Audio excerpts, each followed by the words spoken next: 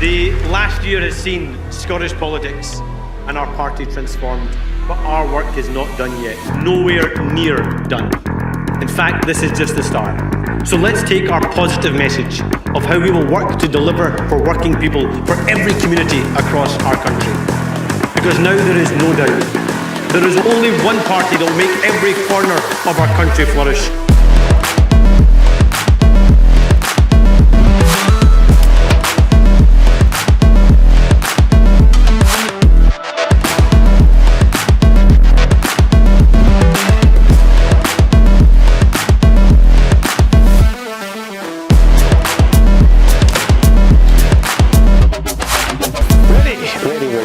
Ready the SNP! I agree.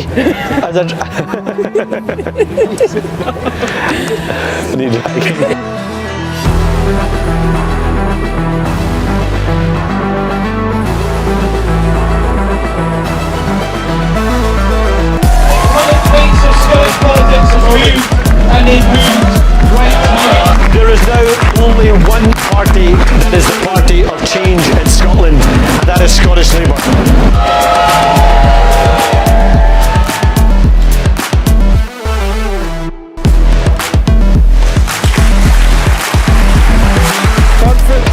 Please welcome the leader that Scotland needs to deliver the change that Scotland needs, Anas Sarwar.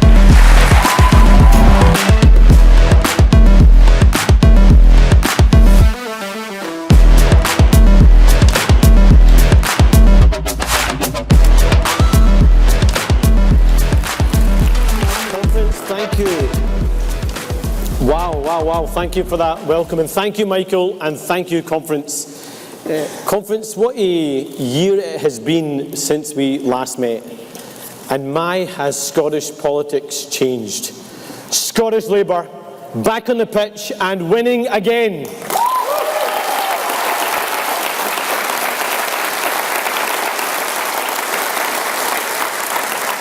Conference, we have restored hope to our politics and demonstrated that change is possible. And what a moment it was for our party when last October, in a parliamentary by-election, we recorded a swing of more than 20 points to Labour, and we beat the SNP.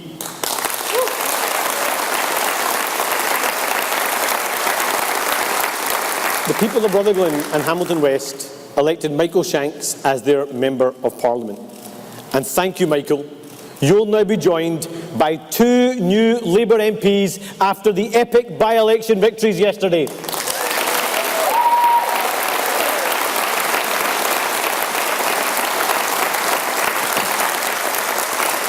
And thank you to everyone here who campaigned for Scottish Labour in Michael's by-election. But guess what? The job isn't over. Far from it. It's only starting. Because this year, we face the most important general election in a generation.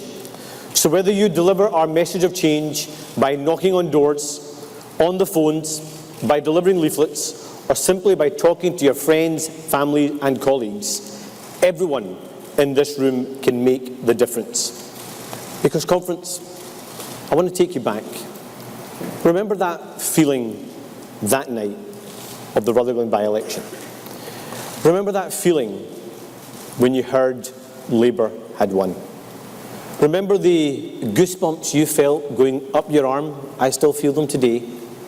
Now imagine the night of the next general election, and you watch the news coming through that Scottish Labour MP after Scottish Labour MP is being elected in seat after seat across Scotland. And just imagine that feeling, watching the electoral map turning red. And imagine how you'll feel when you hear the news that the Tories have lost and that Labour has won, and that a Labour will enter 10 Downing Street. Imagine that feeling. That's what we're fighting for. That's the change our country so desperately needs.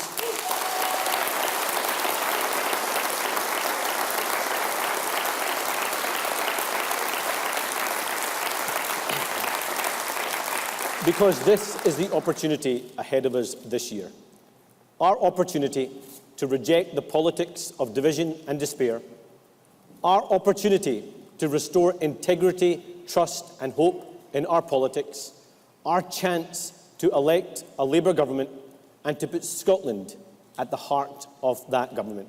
And that chance, that opportunity to change our country for the better.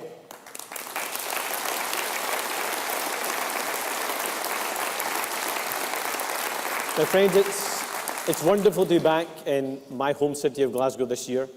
I'm a proud son of Glasgow, and I'm proud to call it my home. So much of what has shaped my politics is because of this great city. It is this great city that accepted my family as one of their own, and that welcomes families from wherever they come from. And my family is with me here today, including my 3 boys. Adam and Sefi have heard me speak before, but actually it's my youngest son's first time. So conference, can I ask you to welcome Alian Sarwar, age 7, first-time delegate to Scottish Labour Conference.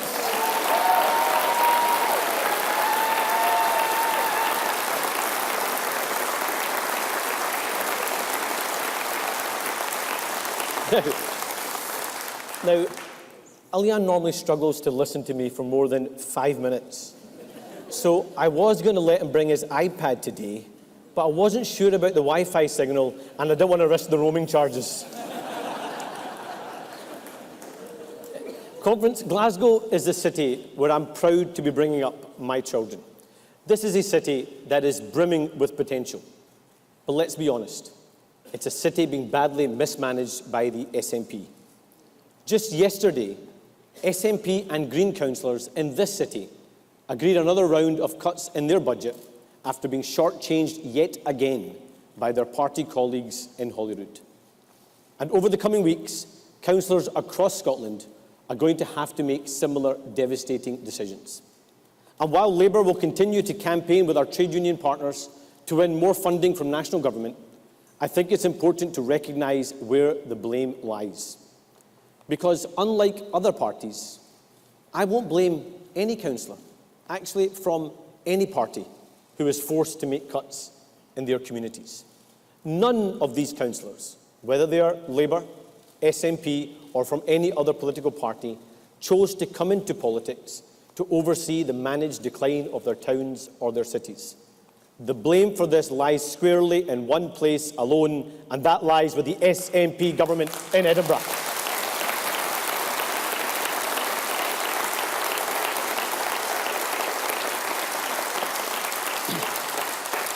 Scottish Labour remains committed to a fair funding deal for our local communities. It should be the case that when the Scottish Government's budget goes up, the budgets for local communities go up too.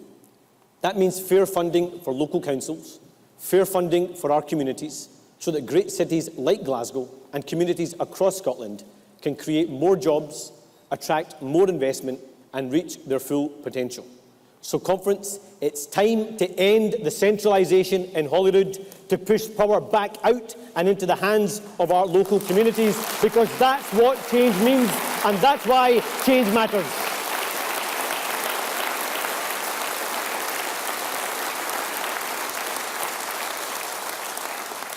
At conference, let me tell you something else about Glasgow.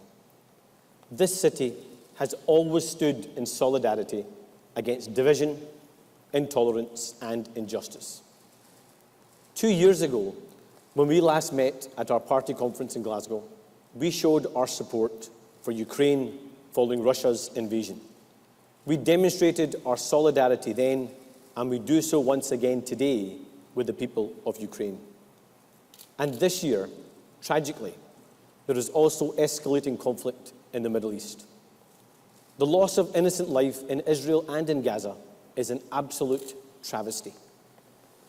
On October the 7th, we saw the largest loss of Jewish life in any single day since the Holocaust.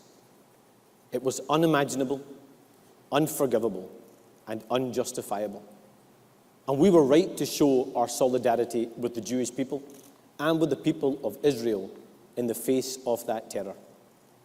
And as I have been clear, the collective punishment of 2.2 million citizens of Gaza is not and can never be a justifiable response to the horror inflicted by Hamas.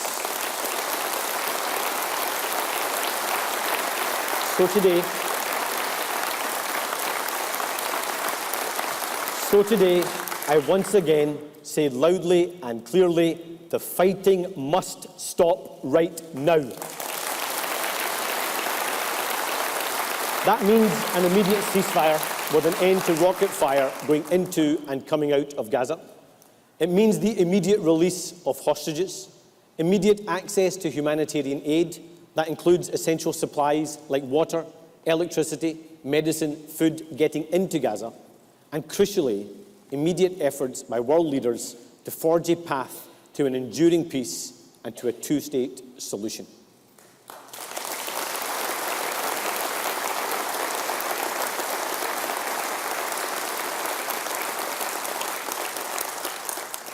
Conference, I've visited the Gaza Strip 15 years ago, and I've actually been to the Al-Shifa hospital. And what I saw there has stayed with me every day since. Incubator parts were not being allowed in for babies. Kidney dialysis machines had been switched off because there wasn't enough fuel. Essential medicines were not available. Al-Shifa was barely a functioning hospital then. Now it is nothing but a camp for thousands of destitute civilians cut off from aid. This has been a collective failure of the global community to strive for peace, leading to this humanitarian catastrophe. And in the face of such devastation, we must hold firm to the two-state solution.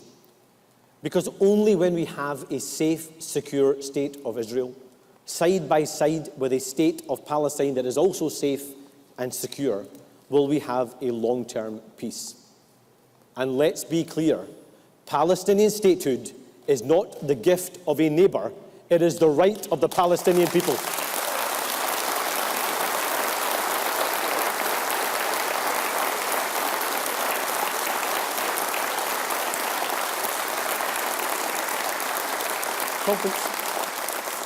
Conference, we must separate Hamas from the Palestinian people. They have no interest in peace and are a terrorist organisation. And we must also separate from the Israeli people Benjamin Netanyahu and his far-right government, because he is not interested in peace either. The people of Palestine and the people of Israel are desperate for peace, but they're being failed by bad faith actors on both sides and by the international community. And that is why, as distant as it may feel, we must keep on the light for peace. Because ultimately, only when every life is treated as equal will we see the lasting peace that the people of Palestine and the people of Israel so desperately need and so desperately deserve.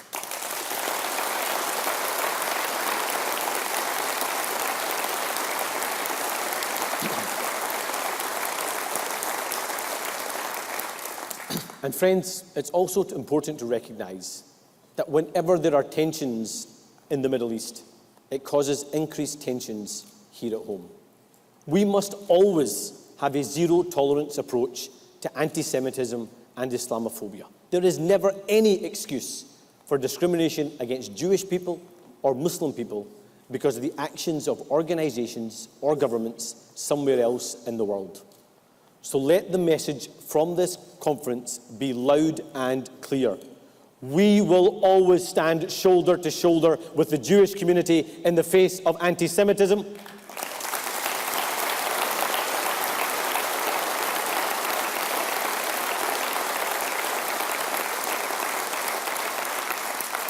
We will always stand shoulder to shoulder with the Muslim community in the face of Islamophobia.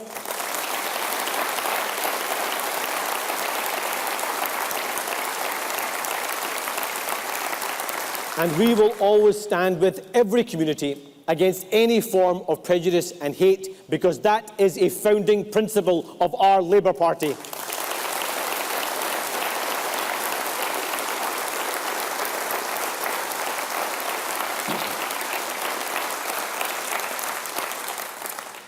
Conference, I've devoted so much of my time as a politician to tackling the many divisions we see in society. I've worked on a cross-party basis to address those divisions. But frankly, it's made more challenging when some politicians embrace culture wars and seek to divide community from community.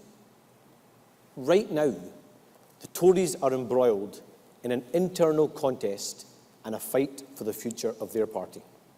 And they're pushing further and further to the conspiracy theories and the far-right crankfest. The Tories are so mired in scandal and division and chaos that their MPs are now too busy trying to find a way to save their own skin rather than focusing on the huge challenges facing our country. And while they seek to divide communities from each other, they also seek to divide us between haves and have-nots. They have crashed the economy and put the UK into recession. It's financial mismanagement on a monumental scale, and it means the average mortgage is costing families across Scotland £2,000 more a year. It means energy bills have soared over the last 2 years, and the tragedy is that while we talk a lot about people choosing between heating and eating, it has now become a harsh reality for too many families. Right now, right across our country, we have parents, predominantly mums, skipping meals in order to feed their children. And we have a terrible situation where some families go without heating for days so they can feed their kids. Families who are in work, and despite working all the hours God sends, they are still struggling to make ends meet, to pay their mortgages, to pay their energy bills, and to afford the food prices. And while that is happening, what do the Tories care about?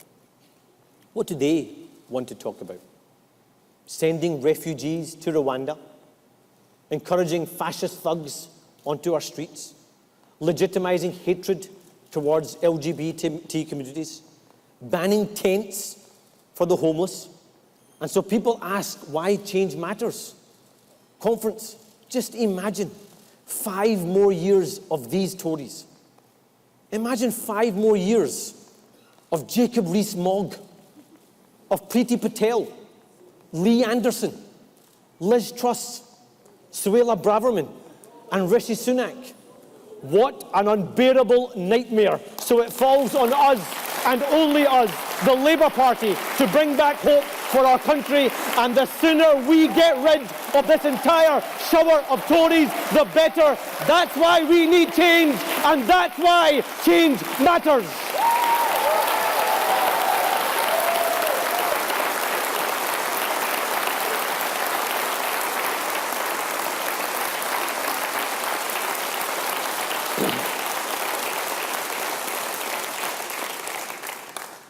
But Conference, a Labour government won't just end the circus, we will end Tory corruption. No more VIP fast lanes or kickbacks for friends. No more dodgy deals for their pals like Michelle Mone. Labour will appoint a COVID corruption commissioner to return what was stolen from the taxpayer and put it back into our public services. So to those that use the pandemic to get rich quick, it's payback time. We will get our money back.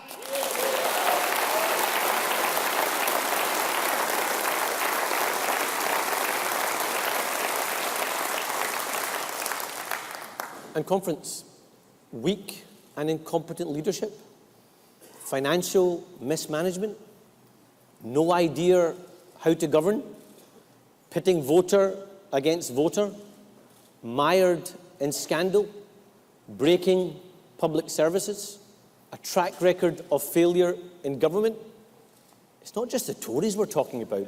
It's also the perfect description of the SNP.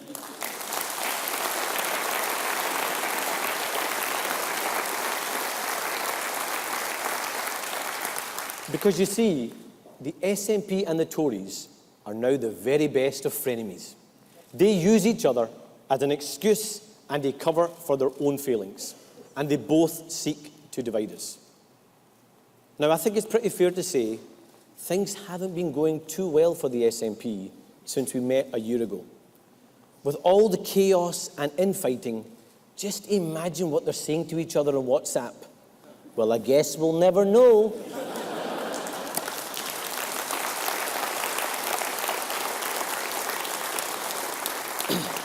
Conference, it may be funny, but it's actually really serious. If ever there was an example of a party losing its way, it's the SNP. A party no longer trusted by the people of Scotland.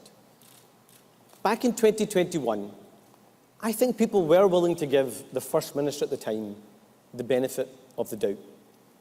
They put their trust in her because they thought she was doing her best to lead us through the COVID crisis. And they believed her when she promised that this Parliament would be about COVID recovery.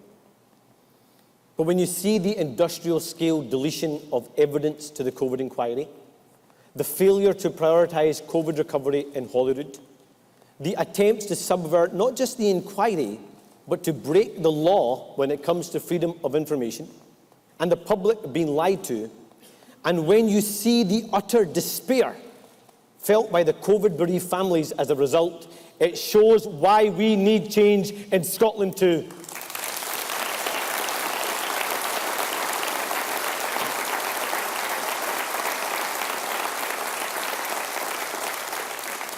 A pervasive culture of secrecy and cover-up that has become the hallmark of this SNP government. You see it with the COVID inquiry, with the ferry scandal, and more. It means journalists and the public get lied to.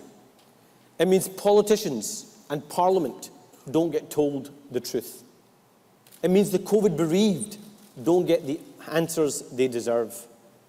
And in the harshest of circumstances, it means parents don't be told the truth what happened to their children when they died. A campaign that's really close to my heart is the fight to uncover the truth about the infection scandal at the Queen Elizabeth University Hospital here in Glasgow. I've spent a lot of my time talking directly to the families impacted, in particular to the mother of Millie Mayne, Kimberly Darroch, one of the bravest people I have ever met. Millie was just 10 years old when she died after contracting an infection in hospital. She was in remission with her whole life ahead of her before it was cruelly taken away. So I pay tribute to Kimberly. She's determined to get justice for Millie so that no other family has to suffer like they did. And 7 years on, inch by inch, Millie's family are getting closer to justice. A criminal investigation is now finally underway. But just imagine if Millie's family and other families across Scotland didn't have to fight the system at every turn to get the truth. Just imagine that rather than putting barrier after barrier up in front of her, we had a government on the side of victims. Because I will never, never stop fighting for justice for Millie and all those who lost their lives while their families face institutional cover-up, denial and lies. And Conference, yes, that's another reason why change matters.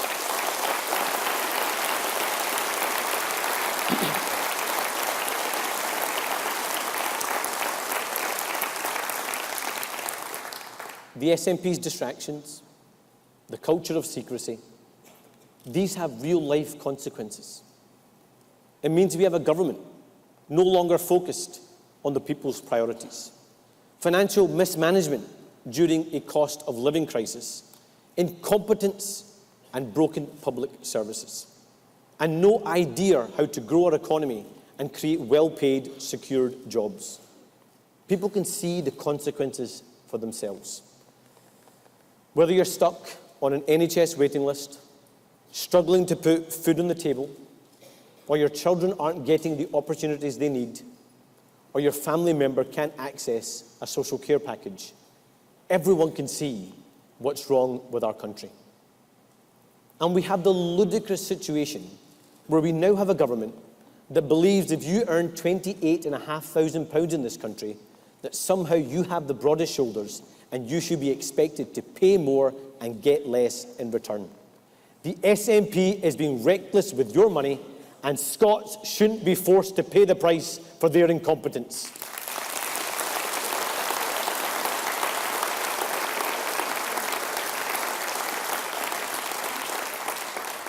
Because people work hard, pay their taxes, and expect government to be responsible with their money. It shouldn't be too much to ask. What they don't expect is delayed ferries that have gone £300 million over budget to have painted on windows so that ministers can hold a photo call. They don't expect millions to be spent on projects that never materialise. And they don't expect politicians to rack up £11,000 of roaming charges and charge it to the public purse. So we will end the culture of financial mismanagement. We will end the secrecy, and we will finally open the books to public scrutiny to restore people's trust in our politics. We will be responsible with every penny of public money. That's what change means, and that's why change matters.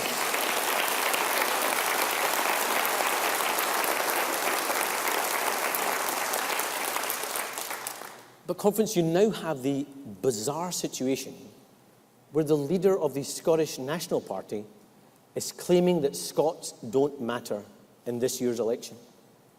Now, you might have missed that because I accept it's hard to keep track of their strategy. So I'll have a go. Now, please bear with me. First, it was the general election will be a de facto referendum.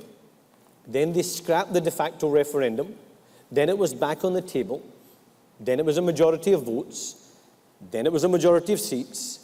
Then it was the most seats. Then they said there's no difference between Labour and the Tories. Then they admitted there's a world of a difference between Labour and the Tories. And now they're back to saying there's no difference again. Before they said don't vote Labour because they can't win in England. Now they're saying don't vote Labour because they can't lose in England, so your vote doesn't matter. Confused, Conference. I was confused even writing this bit.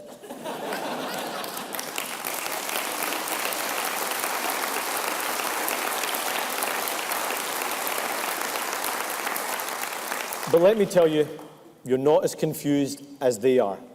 Because, Conference, every Scot matters. Every Scottish family matters. Every Scottish vote matters. Scotland matters. And by voting Scottish Labour, Scotland will be at the heart of the next UK Labour government.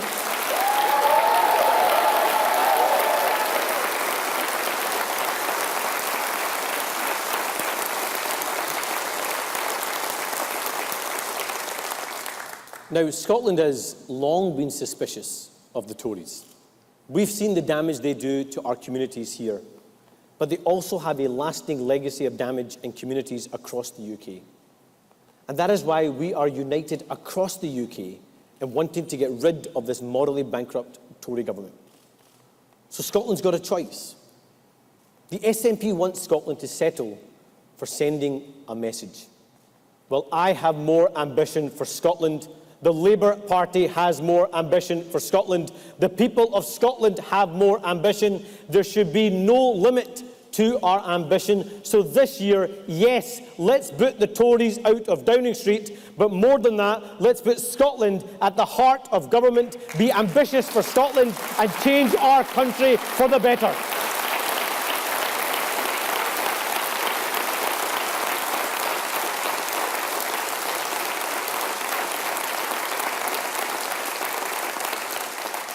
Conference, Scotland has always been an outward-looking nation, and I want that to be the case again. Over the last 3 years, I have been clear that I will not turn my back on any voter. I will not close my eyes or shut my ears. So I say directly to people, I don't care how you voted in the past. I don't care how you voted in either referendum. I don't support independence, and I don't support a referendum. But I understand why people want to run a million miles away from this rotten Tory government. So while we may disagree on the final destination for Scotland, I believe we can all agree we need change right now.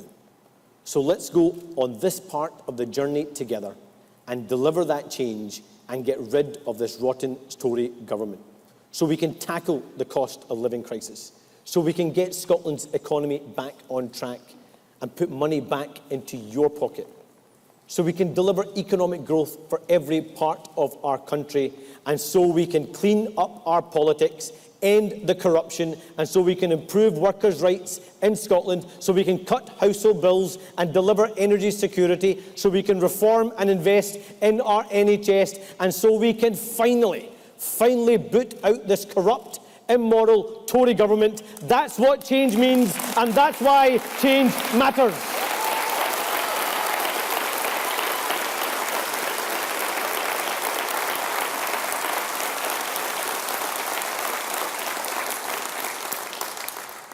This May, we will mark 25 years of our Scottish Parliament.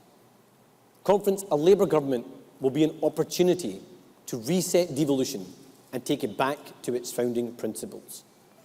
Because a quarter of a century on from when our Parliament was created, our opponents have failed to make devolution work for the people of Scotland. Devolution was never meant to be about two governments fighting with each other. Devolution was always meant to be about Scottish solutions to Scottish problems and two governments working together when in our national interest to actually deliver for Scotland. And neither was devolution meant to be about centralising power away from our communities. It was meant to be about empowering our communities. So ask people in the Western Isles, in Inverness or in Orkney, if they think devolution has moved power closer to them. For them and so many other places, Holyrood can feel as distant as Westminster. Every layer of our democracy is broken. That's why we must replace the House of Lords with a democratic institution that represents the nations and regions of the UK.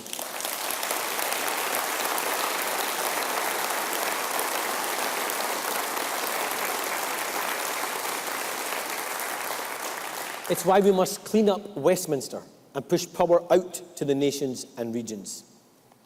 But let's not pretend that we don't have to clean up Holyrood too. We do. We have to end the culture of secrecy and cover-up, stop wasting public money, push power out and empower communities across our country and right across Scotland. And again, that's what change means, and that's why change matters.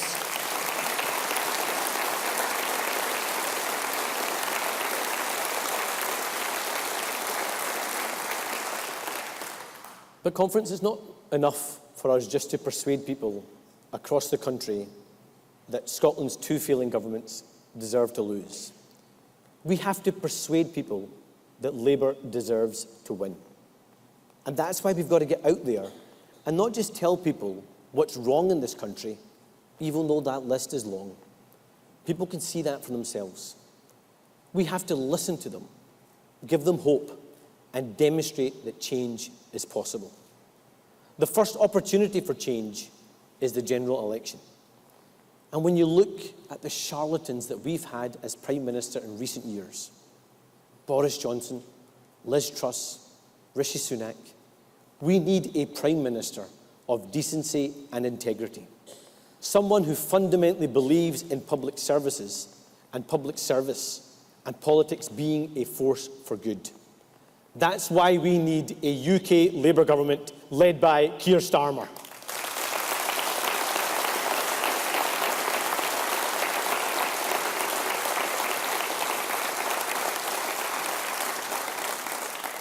I know how hard Keir has worked to rebuild our party since the defeat in 2019. That has been an important job, but it's not our defining mission. Our mission is far bigger than party.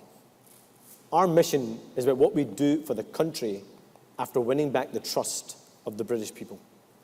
We are rebuilding our party for a purpose so that we can return to government and rebuild our country. Now, I often get asked, why do you do this? Well, let me tell you. When I was growing up, I genuinely believed that a better future was ahead for our country. And now that I'm a father, I want, like every other parent, a better future for my children. But for the first time in generations, I worry that people today are fearful for the future. That there'll be fewer opportunities rather than more. That somehow this is as good as it gets, and that we just have to accept mediocrity. Well, I'm not willing to accept that. I'm not willing to accept managed decline. We have to give back hope to everyone in this country, hope that we can deliver that positive change for the next generation. A belief that Scotland's best days do lie ahead of us. That's my mission, that's our mission, that's the Labour Party's mission, that's what change means, and that's why change matters.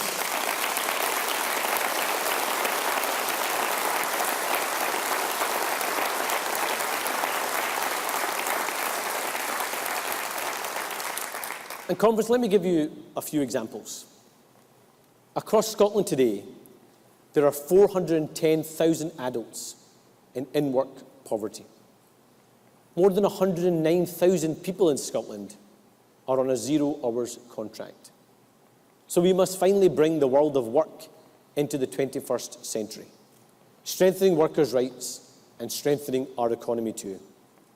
Instead of allowing a race to the bottom, we will deliver a race to the top. We will end the low-wage, low-investment and low productivity cycle that our country has been trapped in for the last decade. That's why a Labour government will deliver Angela Rayner's New Deal for working people and make work pay, a new deal designed in partnership with our trade unions. It will be the centrepiece of Labour's programme for government, and it will be the most transformative change for working people in a generation.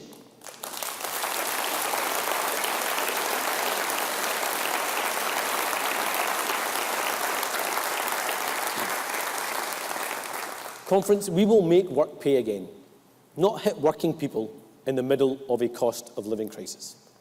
That will increase people's pay packets, lift people out of poverty, put more money into our economy, and increase tax revenues for schools and hospitals. And our new deal will strengthen the protections afforded to all workers. That means ending the scandal of fire and rehire, extending employment rights from day one, delivering a real living wage, and banning exploitative 0 hour contracts once and for all. That's what change means, and that's why change matters.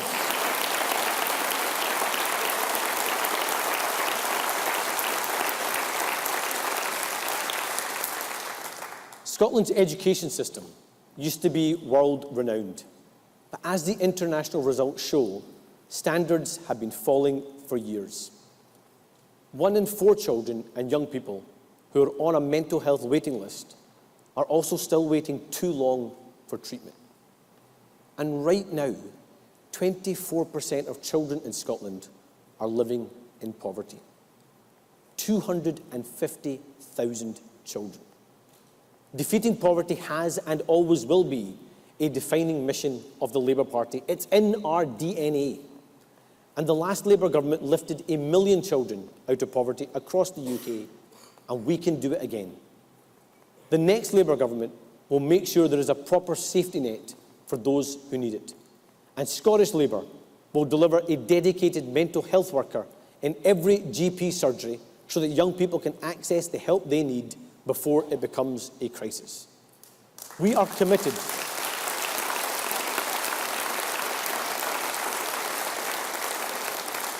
We are committed to transforming our skills system so that our young people are ready for the jobs of the future. Because no child's future should be defined by their background.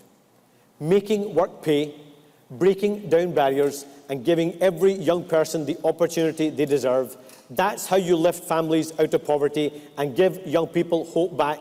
That's what change means, and that's why change matters.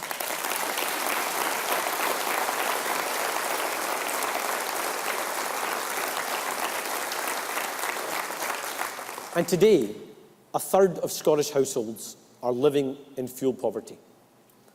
Energy bills are almost 60% higher than 2 years ago.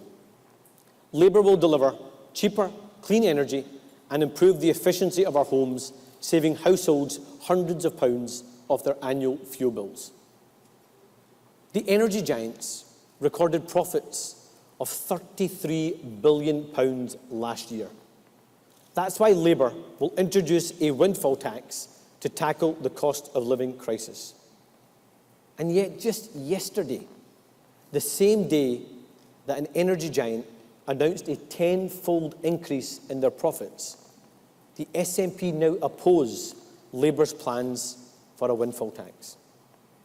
The SNP now believe if you earn £28,500, you should pay more tax, but if you're an energy giant earning billions in profit, you should pay less tax. They can no longer pretend to be on the side of working people in Scotland.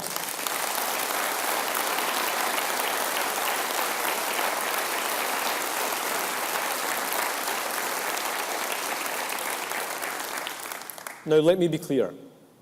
Oil and gas play a major role in the energy mix for decades to come. There will be no turning off the taps, but we will also accelerate the transition to net zero.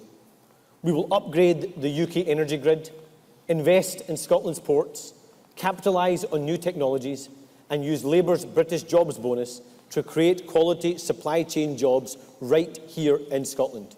We will make our country the winner in the race for the next generation of clean energy jobs and cheaper energy bills, not sell our seabed off on the cheap. And we will support new technology, attract inward global investment, and deliver 50,000 high-skilled, well-paid jobs, all backed by a publicly owned energy generation company, GB Energy, that will be headquartered right here in Scotland. That's what change means, and that's why change matters.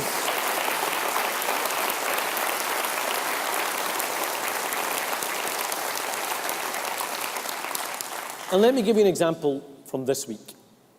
On Monday, I visited the Port of Dundee. It was incredible to see the work underway to assemble offshore wind turbines that will help us reach net zero and bring down energy bills. But you know, the tragedy is this. Nearly every single component on those turbines was imported from abroad.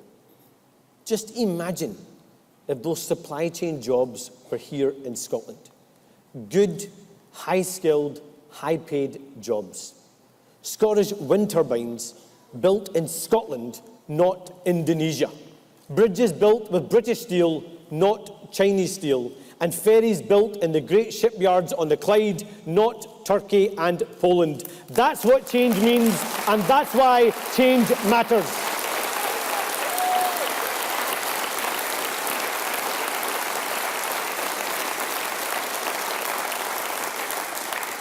And it's not just the energy sector that economic opportunities are being squandered.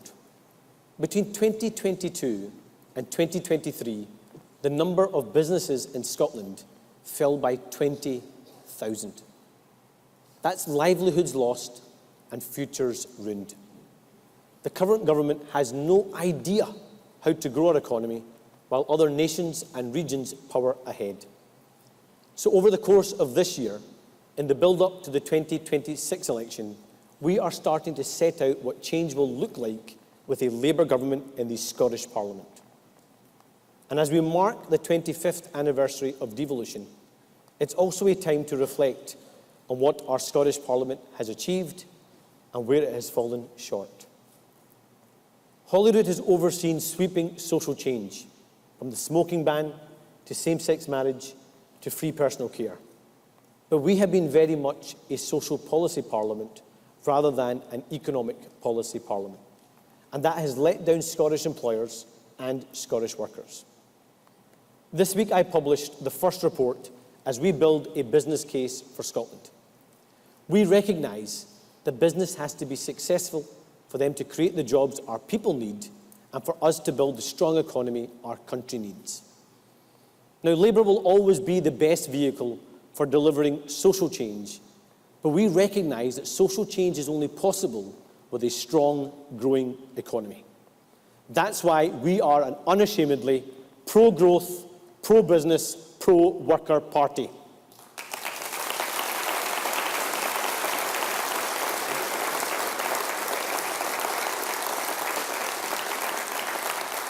In contrast, this SNP government has resorted to using income tax as a substitute for economic growth. That is choking off opportunity and hurting families and companies in the middle of a cost of living crisis and a cost of doing business crisis. It is failing businesses in Scotland. Spurned on, of course, by the anti-growth SNP, the anti-growth Greens, the SNP now too has become an anti-business, anti-aspiration party. That's why we need a new business case for Scotland. Now, I don't pretend that Scottish Labour has all the answers, which is why we've been listening to business leaders and experts across the country.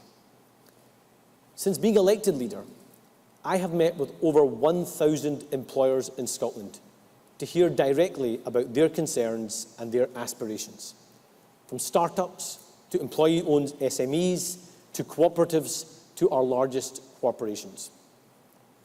I am determined to break down barriers to business and increase the appeal and the appetite for business to invest and grow in Scotland. Because too often, our politics has focused on what we can't do rather than what we can do. So it's time to use all the economic levers the Scottish Government already has.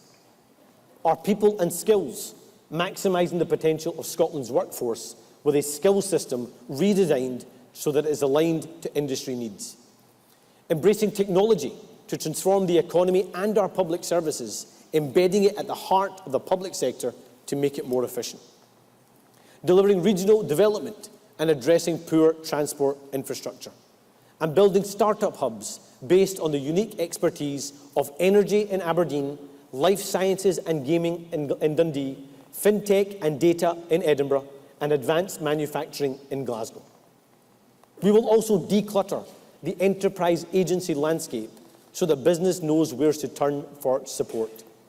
And we will also streamline and improve regulation so that Scotland is open to business. Because from the mishandled deposit return scheme to the never-ending delays in upgrading the A9, there is an environment of uncertainty and risk at the worst possible time. That's why we will work in partnership with business to deliver our economic plan and strive for the UK to have the highest sustained growth in the G7. And we will make sure that growth works for every part of the UK. And conference, we will fix the mess the Tories have made of Brexit. We will reset the relationship with our European neighbours, and we will tear down the unnecessary barriers to trade. Because the Tories have crashed the economy, the SNP don't understand the economy, but it is Labour that will put the economy at the heart of our politics. That's what change means, and that's why change matters.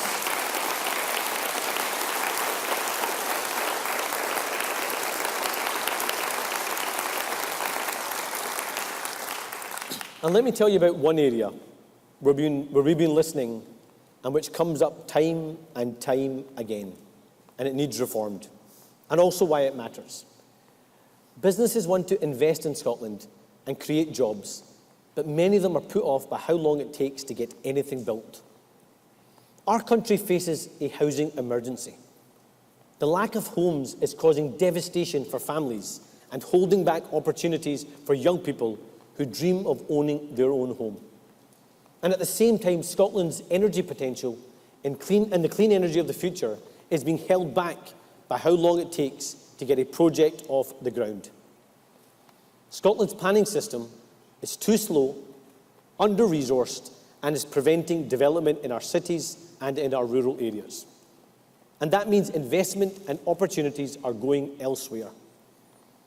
When you can get an answer to a planning application in 13 weeks in Manchester, why would you wait 75 weeks in Glasgow?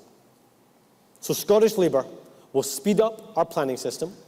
We will build a central team to help fast-track projects across the country which are identified as drivers of economic growth. Decision-making will always stay local, but councils will be able to draw on this new national resource that offers the expertise, skills and the support needed to get their economies motoring. It will end the long waits and clear the backlogs so that our towns and cities can become the hubs of development and industry. And crucially, it will allow the building of local energy projects and the grid development we need to deliver cheaper, clean energy to families across the country. And it will unlock house building across Scotland and make that dream of home ownership for everyone a reality again. That's what change means. That's why change matters.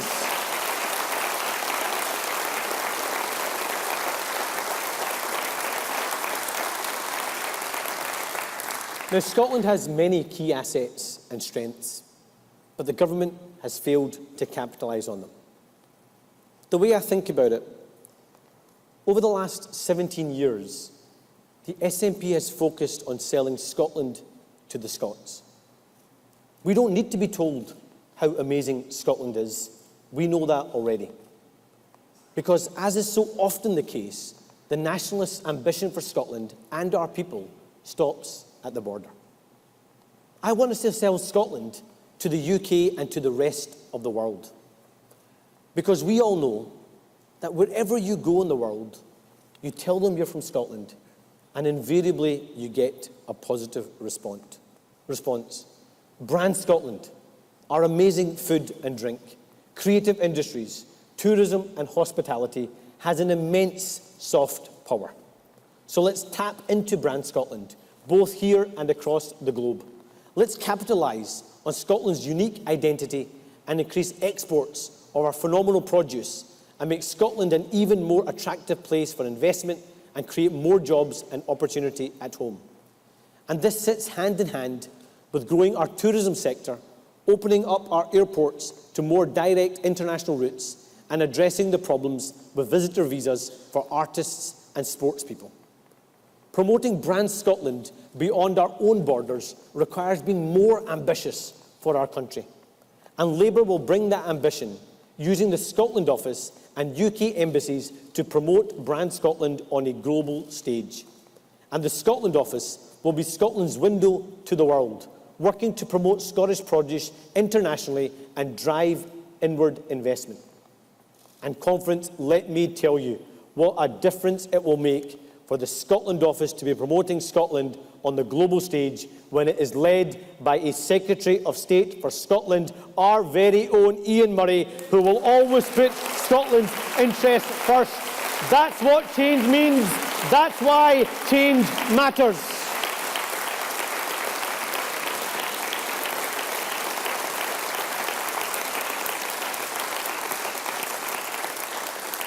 So, Conference, that's why our first priority has to be getting growth back into our economy.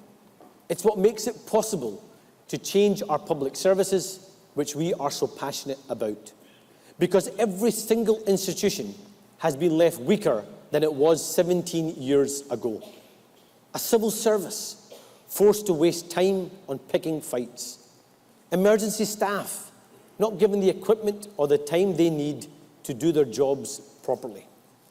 Police officers forced to spend so much time responding to mental health calls that their own mental health is suffering and that they can't even investigate crimes anymore. Teachers forced to bring their own supplies to the classroom and to deal with increasing violence in our schools. And nowhere is change more needed than in our National Health Service. Today, there are 830,000 of our fellow Scots on an NHS waiting list, waiting for appointments, diagnostics and treatment. That is the equivalent of almost 1 in 6 Scots. Now, every single person in this room will know someone waiting for a test or waiting for treatment. And as a former NHS dentist, I look on with despair at how this government has ruined our health service. The NHS, Labour's greatest ever achievement, has been broken. So it falls to us once again to fix it. And there is nobody more determined to rebuild our NHS than our Deputy Leader, the brilliant Jackie Baillie. So, conference, let's hear it for Jackie.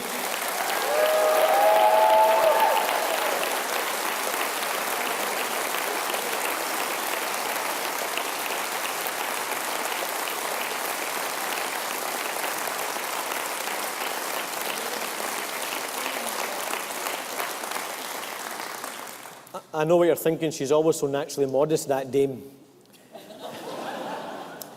To fix our health service, we will embrace digital innovation in the NHS, ending the archaic use of written prescriptions, delivering faster diagnosis, and making it easier to make a GP appointment. And we will empower clinicians, ensuring their voices are not silenced by health board bureaucrats. We will reduce the number of health boards to 3, freeing up funds to invest in the NHS workforce and in hospitals. That means fewer managers, fewer CEOs, and more doctors and more nurses. And we will put fairness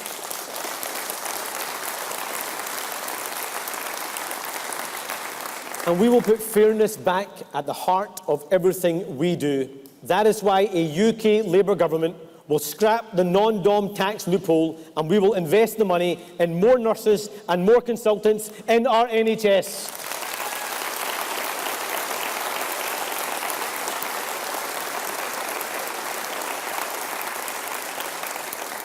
Because, conference, right now, waiting times in Scotland are at a record high. Closing the non-dom tax loophole will deliver £134 million in Barnett funding for Scotland every year.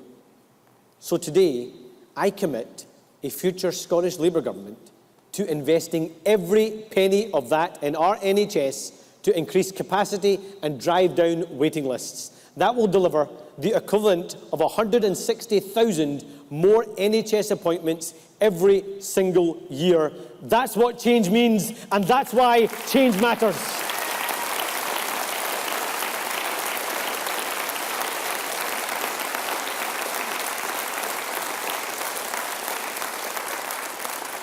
And, conference, what makes our party different from our opponents is that we don't aspire to power for our own aims. For us, it's about changing the lives of working people. Because part of the privilege of politics is that every day I get to meet people who are passionate about the future, in workplaces, schools, and in our communities. And if you ask people what matters most to them, you can't help but be struck by the passion and talent in every part of our country. Yet people's frustration and anger has grown. They feel like nothing works, that the promise has been broken, that if they work hard, things will get better for them and their families. Because in almost every community, you meet someone who has seen someone a loved one pay a fortune to go private because they can't bear to see a relative waiting pain on an NHS waiting list. A parent worried about their children's future. A mother skipping meals as her bills skyrocket. People buying less and less at the supermarket as food prices outstrip their wages. They demand change. Our challenge is to give people hope, to prove to them that this isn't as good as it gets, that a Labour government can deliver not just the change Scotland needs, but deliver on people's aspirations and dreams. Because, conference, our opponents don't want change. They are now the parties of the status quo. Scottish Labour is now the only party of change in our country.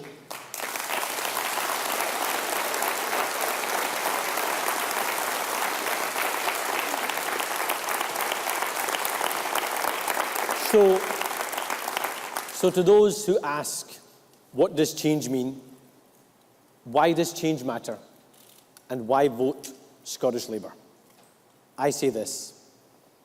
Yes, the coming election is an opportunity to get rid of this rotten Tory government and an opportunity to tell the SNP that we've had enough of them failing Scotland and its people. but it's more than that. It's an opportunity to change our country.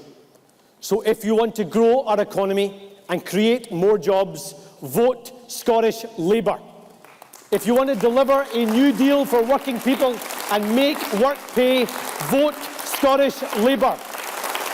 If you want a commitment to tackle child poverty, vote Scottish Labour. If you want to scrap the non-dom tax loophole and invest in our NHS to reduce waiting times, vote Scottish Labour. If you want GB Energy, headquartered right here in Scotland, and cheaper energy bills, vote Scottish Labour. If you want to end the housing emergency and bring back the dream of home ownership, vote Scottish Labour. And if you want to restore trust, aspiration and bring hope back into our politics, if you want to kick the Tories out of Downing Street, and if you want Scotland's voice at the heart of the next government, vote Scottish Labour. That's what change means. That's why change matters. Let's go make that change happen. Thank you.